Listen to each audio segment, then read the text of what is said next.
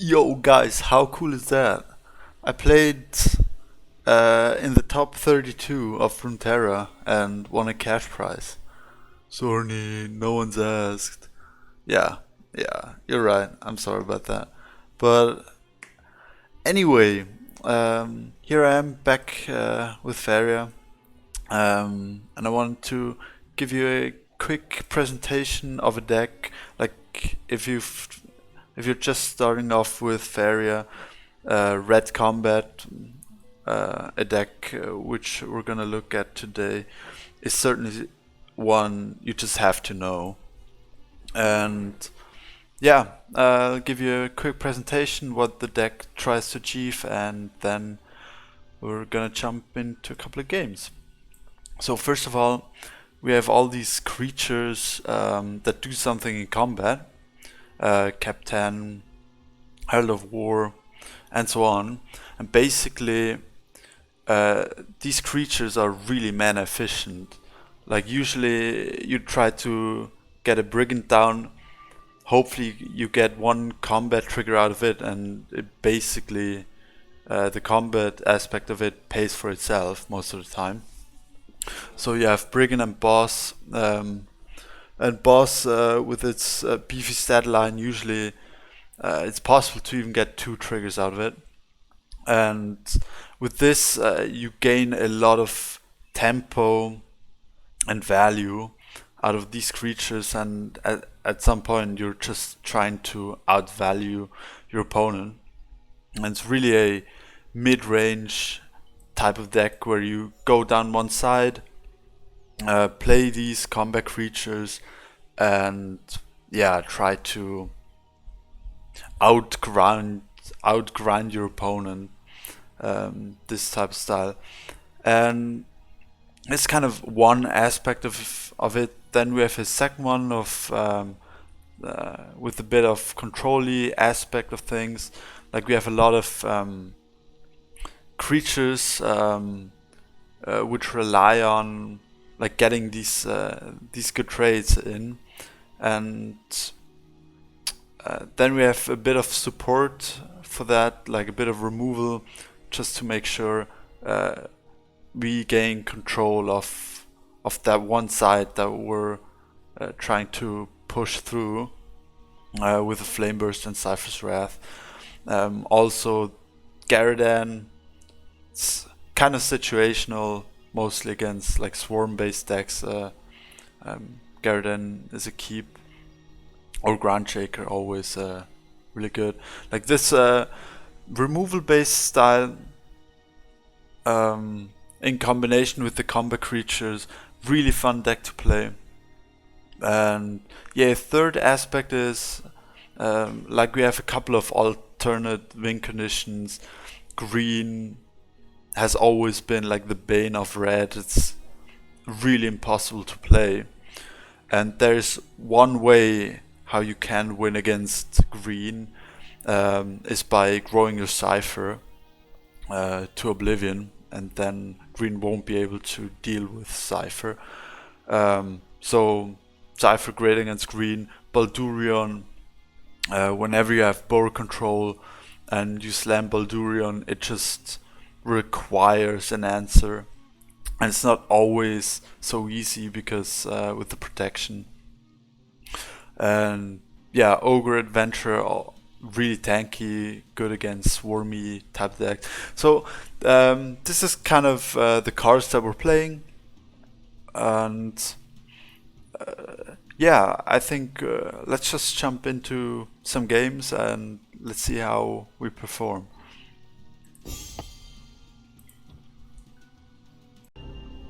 Alright, first game versus Horsegoth. My rank is kind of terrible at the moment.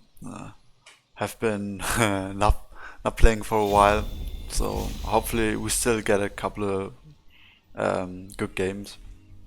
So basically, what we're trying to find in Mulligan is like, yeah, turn 2 plays, boss always really good.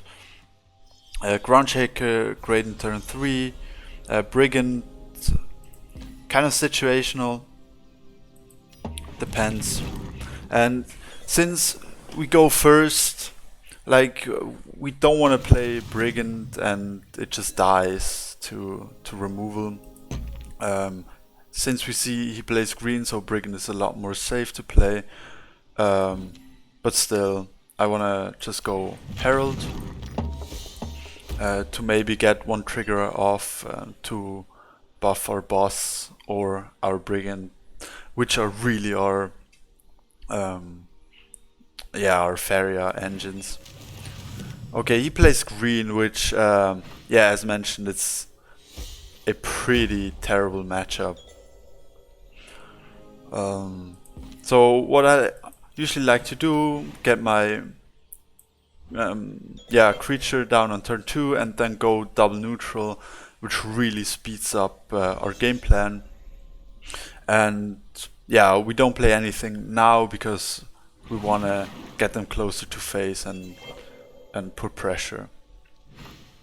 And yeah, these Grizzlies, tough to answer, but maybe if they don't have any buffs, then there is a chance that we get 2 triggers out of our combat engines, and that would be a way how we can outvalue them. So here, really good. Play the X Grinder because at the moment these two trade nicely into it. If he plays a... oh, what is this? Oh god. Alright. That is a 6/6 Herald of Tides, a Prophet of Tides. Yeah, we can deal with that. Ogre Adventurer is an idea, Ground Shaker, Herald of War, Cypher's Wrath now. There are a lot of options that we can deal with, and that's why the removal really important for this deck, just to deal with answers that maybe don't line up perfectly into our creatures. So now kind of want to play 2 creatures here, and question is which 2, and always important is to judge how are my creatures gonna line up compared to his. So an idea is to play the boss, and then with Groundshaker, Cypher's Wrath would trade into Prophet of Tides, or we wait with the Groundshaker and just try Herald of War, Cypher's Wrath. The other option is Ogre Adventurer into Groundshaker. Yeah, I think ultimately at the moment I wanna keep my tanky dudes for offense. Unfortunately, we don't get the perfect value out of it. And like here we have 6 attack into his 6 attack. Very possible that he has a buff, but we have 3 more attack also, with 3 more damage also with the Groundshaker and Cypher's Wrath. Meaning Elderwood Embrace would be really annoying. That would be bad.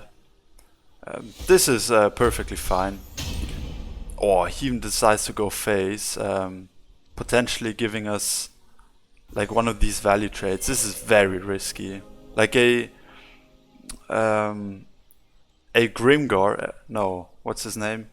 Bombslinger, right here, Bombslinger would insta-win us the game, because we would trade Bombslinger for the kill on Prophet of Tides and then get the value trade. And as mentioned, if you get these favorable trades, or these great trades with the combat dudes, then that's really what we want to accomplish. So I think we just we have to kill this guy with the Cypher's Wrath, just slam Groundshaker, and yeah, his office is gone and he has to really try and defend. So yeah, it's really nice. He's still on 6 mana. It's still possible for him to raise, because we don't quite threaten lethal if he blocks or steps back. So it's still a bit of a risk, but it's also not so easy for him to threaten lethal. Ooh. Uh-oh. Okay, yeah, that's not so bad. I would have been scared if this would be 12 attacks, so he could enchant again and kill us. So he's not threatening lethal, which is really important. And yeah, at this point, I think we just win. He even gave us a Cypher's Wrath target, which is a bit of a mistake. Could have played around it. Here we can only play 1 creature anyway, so might as well draw. See what options we have. And yeah, not much to do. Just one more board. Hit face. He's not collecting, so we don't have to kill him.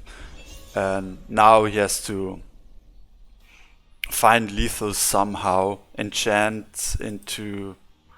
Yeah, I don't see how he does it. Like, he could the Tiki with the 4 health into enchant again, but it's very specific. And yeah, here we go. Really, the key part was on that turn where he has that 6/6 to really judge how are we gonna deal with it. Where do we put which creatures? And I think most people get that wrong, and that's certainly something for newer player to keep an eye out.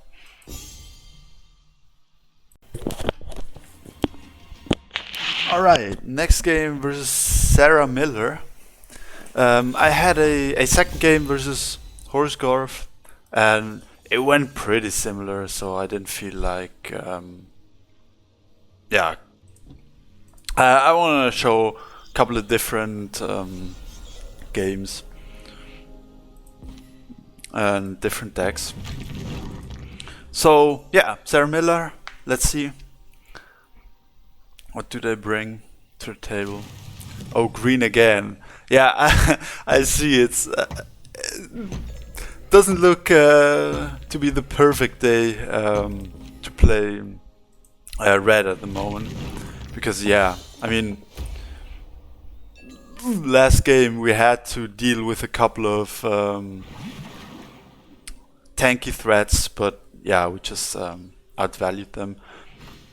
Tyrannax. Oh, this looks like bees. Yeah, it's still have a lot of tanky stuff, but it's not as bad because they usually don't run the Embrace, the Elderwood Embrace, which is really difficult to deal with. Yeah, this is strange opener. Cistern also always a consideration to Flame Burst.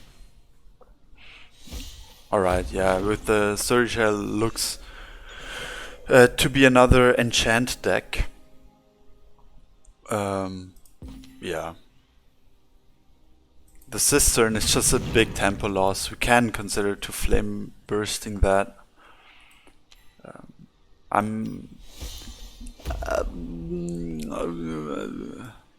Alright, let's do it. Let's do it. They pay 4, we pay 3. We are double collecting now. And again, here we see this underground boss. We pay 5 for it. It collects once, so it kinda pays 4 for it. Then we get at least 1 trade, usually. 1 good trade. Yeah, then meaning it costs 2 less again. And yeah, so in the end it kind of pays for itself, which is really cool. So here we have a really cool line. And we have 2 options actually. If he enchants, And this is really difficult for him to kill, so he has to build a land, and then he cannot kill our Held of War. But if for some reason he kills both of my guys with these two, and then we have the Garridan play, which would be really nice. So we could bait into that, bait him to go for that, like the Horsemaster hit phase, Ogre Adventurer follow up. If he trades here, which again is not really possible, these two would be left with 2 health, and then Garridan for the cleanup. I think looks fairly good. Sure, let's step up.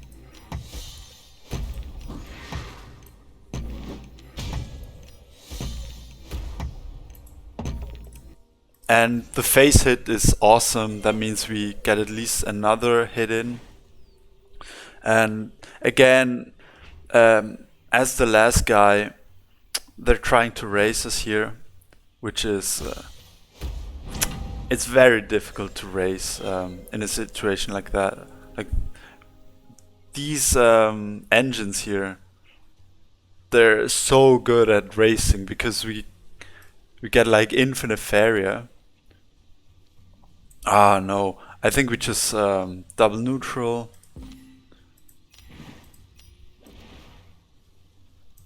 Ground shaker. Ooh. Ah, yeah. Okay. I had the right amount of Faeria in mind, but like I knew we had enough, but I didn't factor in the ordering. So if I keep this guy here, I could have also gone defensive ground shaker, would have been fine, but this sets up lethal, so he kind of has to defend. Or this is the enchant now. Oh. Yeah, okay, now this is just lethal. But yeah, he would have had to defend, and then we can always like trade Cypher's Wrath.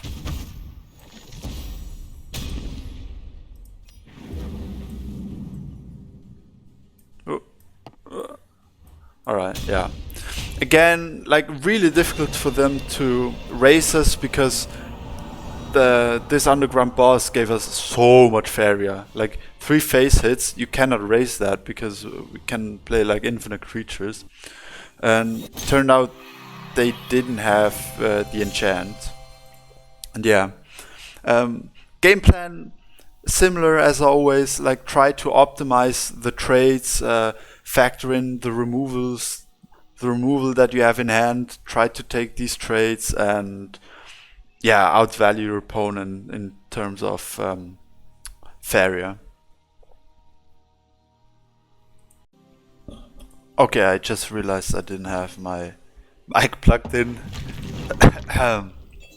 Yeah, anyway, round 3 versus Thomason. First couple of games were kind of similar. So let's go Brigand here. Because we know we just want to keep this guy in the back as a collector. We know this is they don't have an easy way to remove this as blue. And going same side as in general as blue, you always want to go opposite side, and especially if you're playing against red, it's really advisable not to go. And you don't play anything on turn 2. Like all these factors really tell you you should go opposite side, because that's what our deck excels at, just winning the board and going crazy. So the problem with Captain and Underground Boss, they're really weak to Humbling Vision. So if we get one trigger from Herald of War, our boss is so much better against Humbling Vision. So we go Herald of War. And I played that third. We could have considered double neutral again. And this is a game where, oh, Okay, it's interesting. Problem is, a thing about going same side in this scenario is that he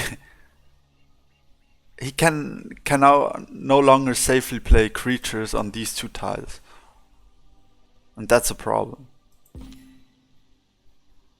So I just keep playing stuff. Let's go cap 10 again. Yeah, I could run into choking sand, but at this point we don't really care. I could have swapped these two around, maybe, so we wouldn't miss a collection. That would have been better.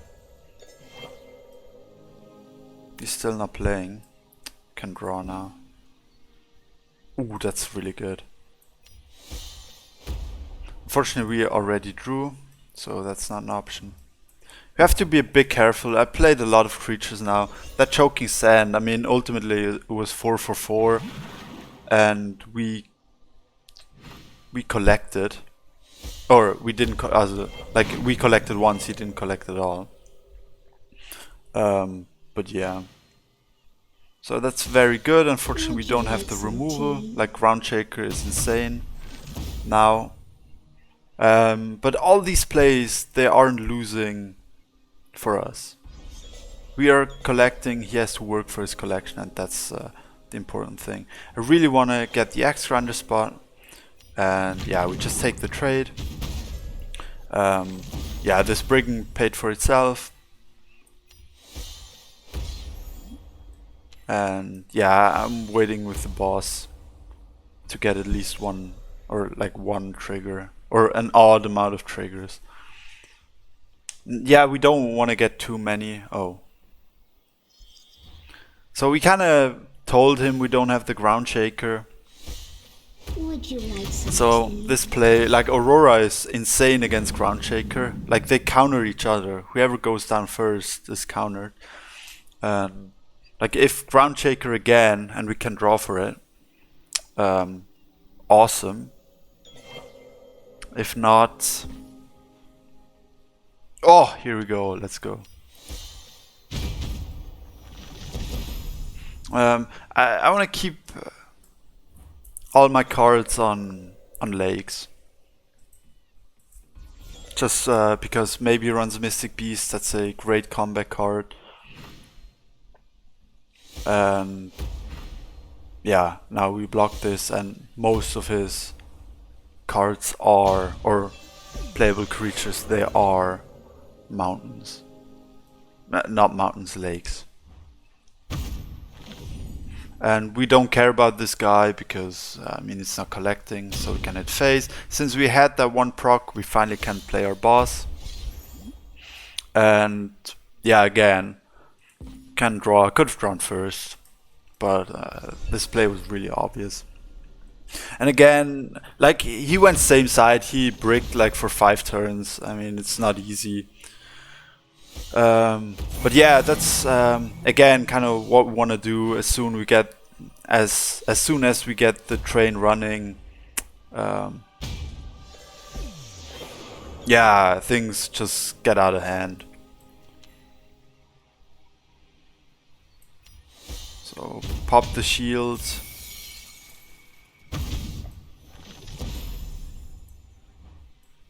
And next turn we have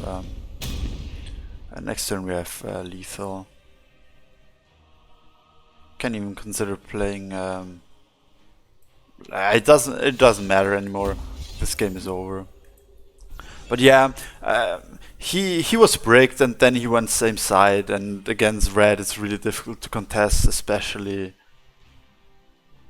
Yeah, especially if you're behind early.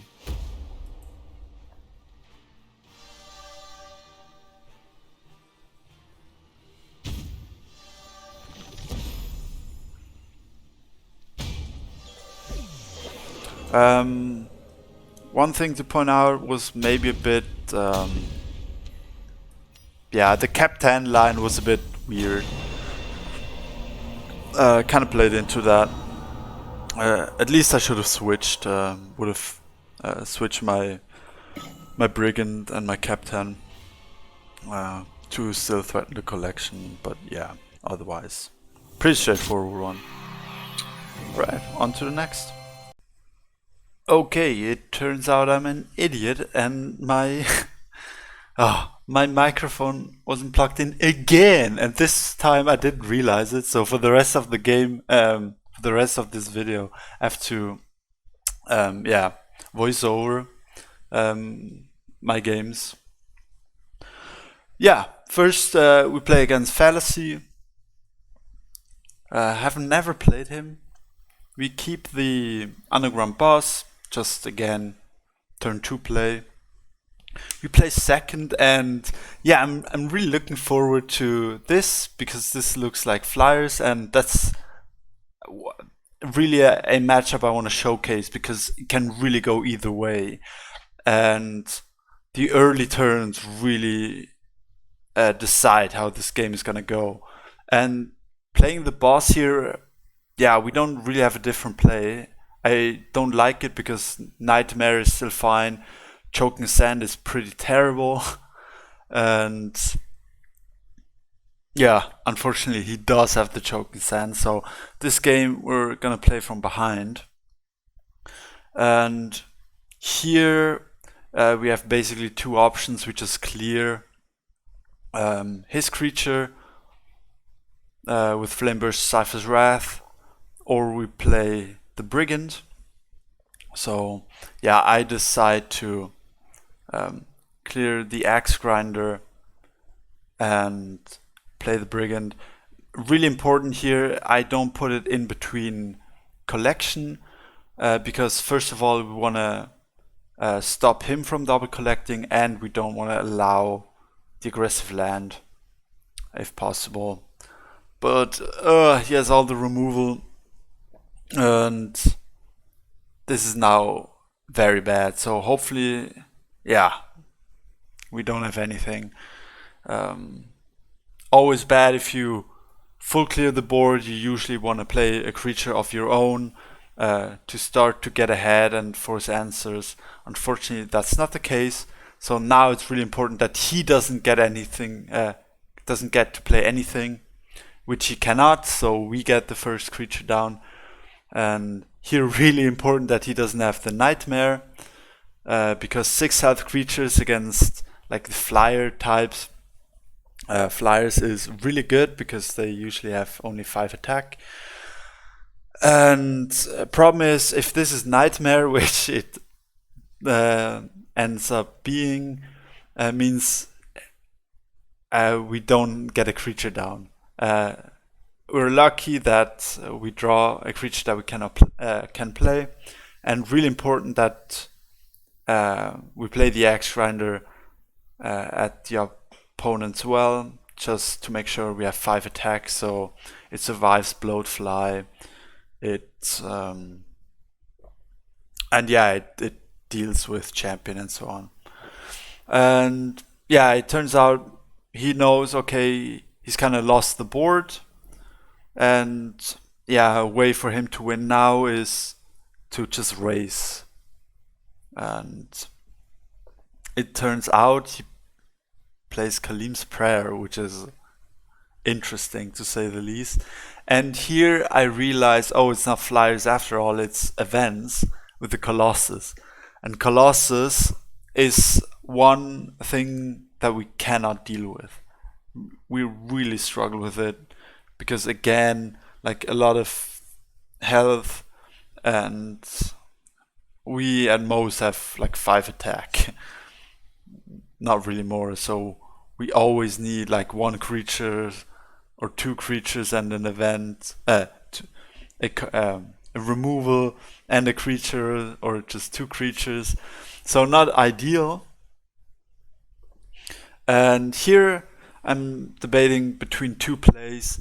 The one where I just trade into the Manta Rider with 4/4 and trade my collector, my Axe Grinder, into the Colossus and play boss, which is a 6/4, which the drawback of this is that if he has another nightmare, yeah, the game is just over. This way, I double collect first of all, and he can have nightmare, but it's not as likely. Like he has to flash wind back to get the +1, and then like nightmare. Okay, he has training, which sucks because now I don't get the value trade with the ground shaker, and we have already played a lot of removal and the second Colossus, which is, yeah, I mean, terrible. I mean, this game has gone so bad all the way through, and it really shows that if we don't get our combat triggers because we get nightmared or choking sanded, we really lose a lot of tempo, and we don't want to be in this situation. And yeah, now we kind of have to draw and hope for removal, which is not as likely. And if we don't get it, we have to trade into the 6-2. And then he has a 2-2 and a 7-7 on board, which equals to 9 attack. And 9 attack is exactly the health that we have, so we have to pray that he doesn't have any movement trick. Which is likely because he hasn't played any so far. So yeah, we don't draw it. So now all we can do is pray. And even like we play the boss in front of face, he can't just take the 7, play it slow, and even then it's gonna be difficult to deal with the 7-7. We again would have to draw some removal.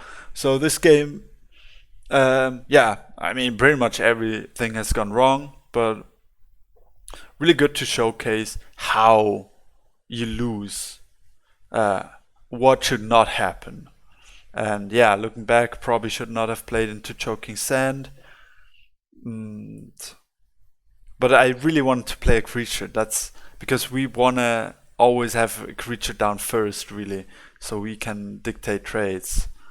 And yeah, he has the movement trick, so this is a loss. And yeah, let's try to redeem ourselves in the next game.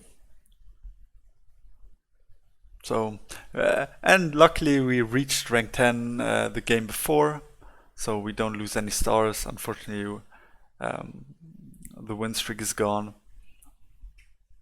Not ideal. And yeah, the next game is pretty much an insta queue, so it's against Sashumara, and he's a really good player. So really glad that we can showcase the game. That we got a game against a really good player, where we really have to get the best out of a deck to get the win. And here we have Garadan, which is interesting. And yeah, I decided to keep him. I've mentioned in the presentation of the deck part that I kind of like to keep him in Mulligan, especially since we have a turn 1. We play first, so that's awesome. We play turn 1, and then we just stockpile our Faeria and keep the Faeria high, so there's always the threat of Garadan. And once there's this game-winning turn where we can dump Garadan and just win, we go all in with the Faeria. And yeah, that's basically how I like to play with Garadan. And yeah, it looks like he plays green, which, yeah, as mentioned, it's just a torrid matchup. It's so difficult. And what so much has to go right in order to win this matchup. I think it's like maybe a 10-90 type of matchup. And Oh no. And he even has Beastmaster, which makes things even worse. Because like he has a lot of 6 health creatures, which yeah, we can deal with Ground Shaker. Now there's 7 health, which yeah, makes it even more difficult. One way how we deal with the Beastmaster green is to not allow double collection. And he plays a second Beastmaster on one side, which I think it's good. I forgot that he played that 7 health dude. But yeah, our game plan now is to really stop him from double collecting. And if we get the double collection, and then with our combat creatures, then there's a chance that we can outvalue him, but it's really difficult, especially with the Beastmasters. So here I decide to go in between the wells so we can play the Herald, meaning we have 6 attack, he has 7 health, and there is a chance to line up Gardan. There's another option to go Silent Horsemaster, to just take aggressive trades, or trade our Axe Grinder and the Herald in. He doesn't play anything else, which is awesome. So the Horsemaster play looks really good. We just kill off his 6/7, and he's not double collecting, which is especially exactly what we set out to do. So that's good. And we have a double collector with our 2/3 Brigand, which is really cheap. And also something to point out, I only played the Brigand because he has spiders, like the Deepwood Stalkers, that only have 2 attack. So we don't just get value traded from kind of his removal. And yeah, basically I'm playing the Horsemaster aggressive to kind of bait him to take the value trade with the Beastmaster so we can slam Gardan and deal with one of the Beastmasters. So kind of forcing him to build a land. I mean, not even forcing, just baiting him to build a land. So he doesn't draw. We know he's kind of bricked. And if he doesn't do it, we get this aggressive land, which is kind of good to just smork him. Just all in phase. So we're kind of low, like not in Gardan range, but with the double collection and 1 combat trigger from the Brigand, we get exactly 10 mana, which is the plan. And it's very unlikely if he doesn't start to try to get the double collection again, like I don't really care. And this is really unfortunate that he got the buff on the spider, because now it's 5 health, so he gets the double procs from the Beastmaster, so this is disgusting. But yeah, Gardan looks really cool because it trades into the Deepwood Stalker, and usually Beastmaster, they don't run any hand buffs or buff from hand. So he would need 2 creatures or 2 attacks to kill our Gardan, and that's exactly how we win this matchup. We double collect, always threaten his double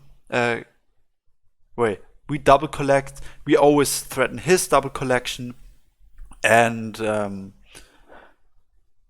we always have to get these value trades whenever possible. And yeah, with him having Beastmaster, it's not that likely, but they exist. And yeah, here I mention there's always a possibility where we put Gardan into triple collection, because at some point when we kind of stopped him from double collecting, there is always a possibility for us to go into triple collection. Like we put if we can afford it, we go towards to the right side of our orb and just start the triple collection, and just starting to outvalue and outcollect our opponents, really important. And he has the the Grove Guardian into Hunt Down. It's disgusting, absolutely horrible. And we draw the Cypher's Wrath, which is awesome because now we get rid of Beastmaster and he's not double collecting again, and we can take this double collection for free because again we're threatening his Stalker with our underground boss now, and yeah, again, if we get 2 procs out of our boss, that's insane. That's exactly how we're gonna win. He realizes that, and keeping this 8-1 on board is really risky because with a second Hunt Down, he just kills one of the creatures for free, or yeah, for three mana. So we have to get rid of that 8-1 as soon as possible, and ideally with Ground Shaker. Yeah, it's just Ground Shaker, ideally. There's also a possibility just Flame Burst. Like go +1, Flame Burst, Ogre Adventurer, and get the value proc from the boss.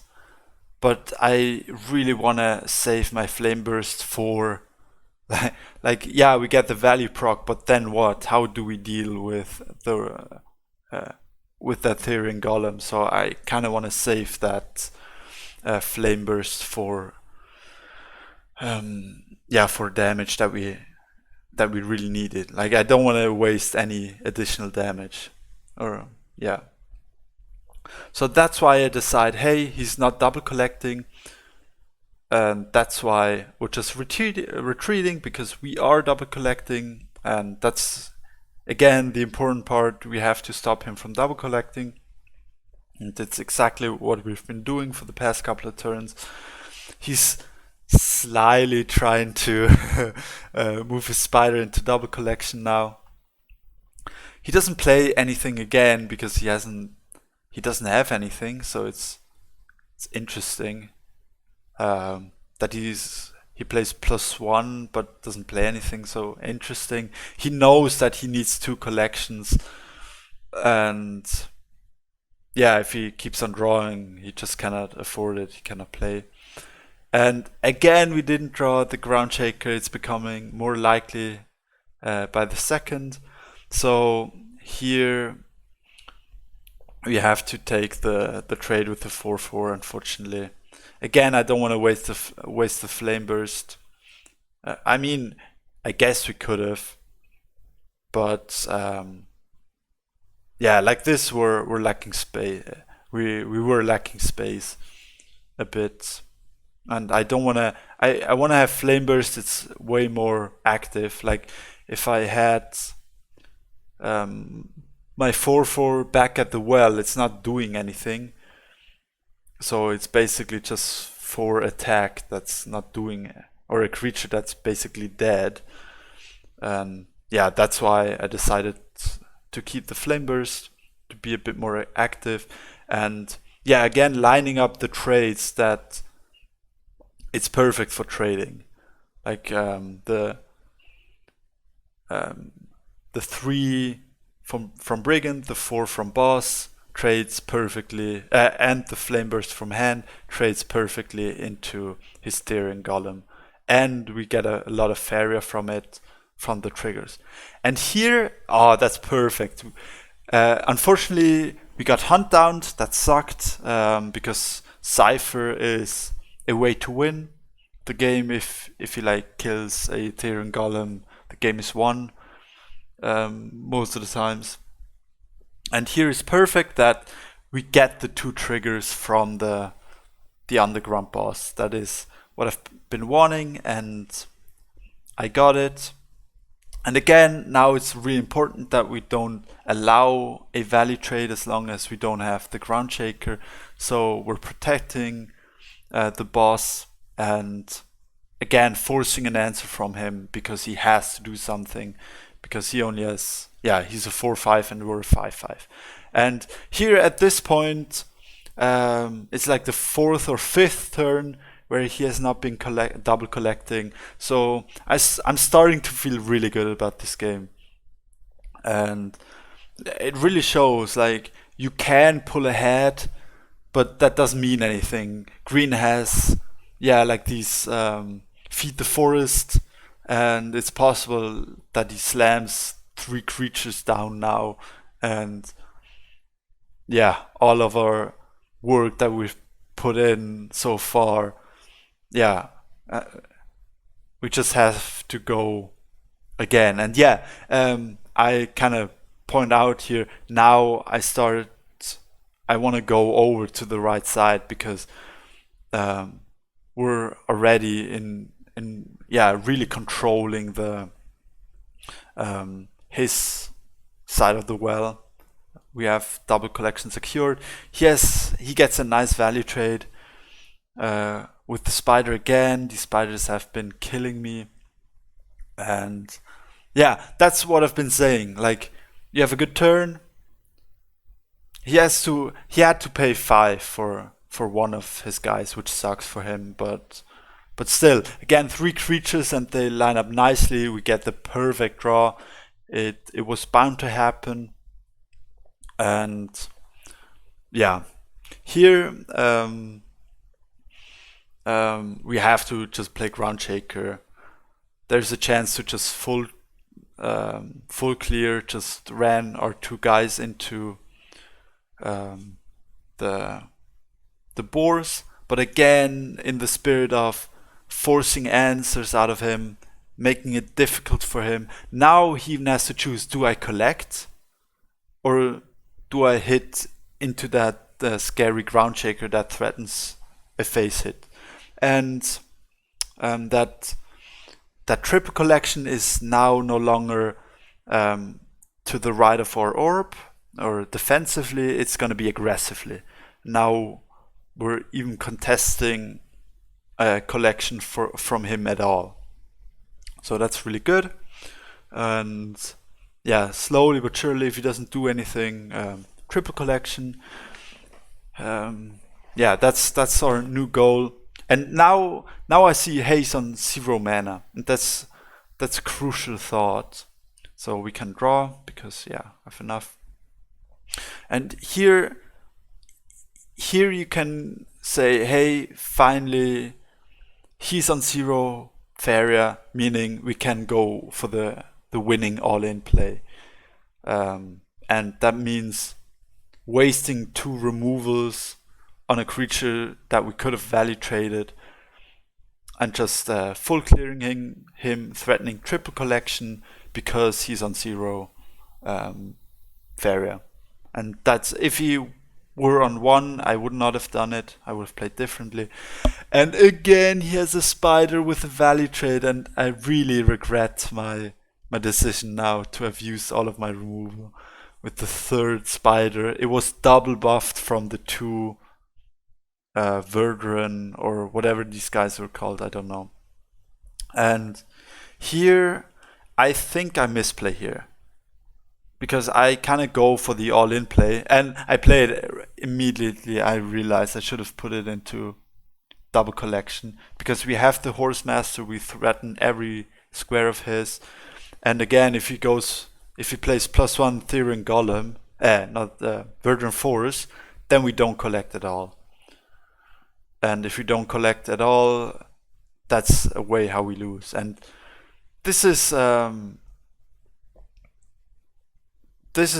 mistake, in my opinion. I should have killed this Beastmaster. Again, in the spirit of value trading his stuff, I realized it. I played it, immediately realized this is a good way to throw. That Verdant Force is, then we're not going to push any damage anymore. Our double collector is threatened by the Beastmaster, he gets a free collection, which we could have prevented. Um, yeah, this is now not clear at all anymore. So yeah, here I see. Oh, yeah. Now we have to just go for the burn kill. Push another 5 damage, and then with the flame burst, Cypher's Wrath would be the win. We've played 2 Cypher's Wrath already, 2 flame bursts now, I think. Didn't really keep track, but that's the one way we win now. And that's just because I messed up these 2 turns where I played a bit inaccurate. And yeah, it really shows how you have to be on it and really have to be very, very precise in your turns with against green, because yeah, it's such a bad matchup. So yeah, we have the Cypher's Wrath, we've drawn it, and if he collects now with the Beastmaster, we can trade our collector in and Cypher's Wrath, the Beastmaster for 2 damage, and yeah, kill him with the Flame Burst. And yeah, again, they don't run any healing, so yeah, that should be the win now. Yeah, Voice of Truth. And yeah, we ended up winning. I think it shows that you can win any matchup, but you have to play perfect. Have to be a bit lucky, I guess, with your opponent bricking a bit. But yeah, this is how you win an unfavored matchup. Really be precise.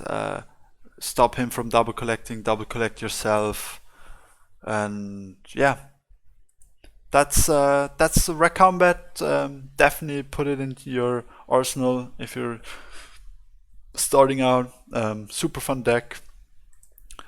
And yeah, tell me in the comments what deck you want to see next. And yeah, I think I'll pre-record a bit and put them out weekly, so you guys, or if anyone's watching, have something to watch. Anyway, bye!